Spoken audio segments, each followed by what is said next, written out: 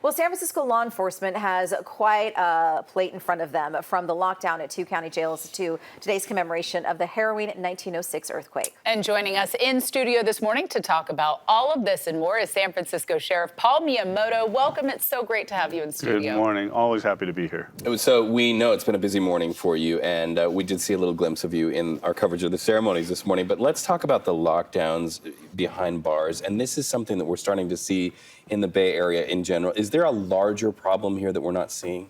I think part of it is that as we moved on from the pandemic and gotten into normalcy in the jails, just as much as we have in the community, there's a reflection of that in the behaviors that we see now. We've had an increase in violence against our staff, completely focused on our people.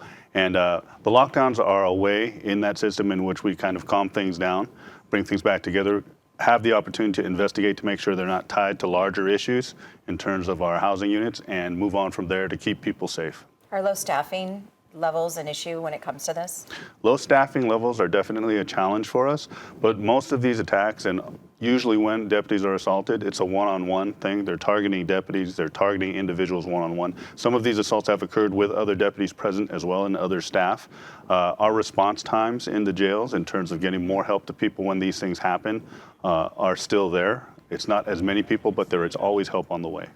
It's low staffing and then long shifts. We did report that even if you have those there, they may not be at their best in those environments because they're working those overtime hours. Absolutely. That's a very big challenge for us right now. We're down over, close to 200 deputies just in our entire system.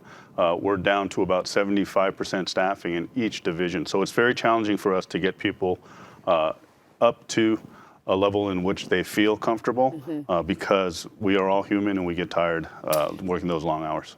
We know that, yes, right? Yes. Okay, so let's pivot to the event this morning honoring those who died during that 1906 earthquake here. And we were just at Lotta's Fountain, as were you, on Market Street. And this was the meeting point for so many San Francisco residents during that time.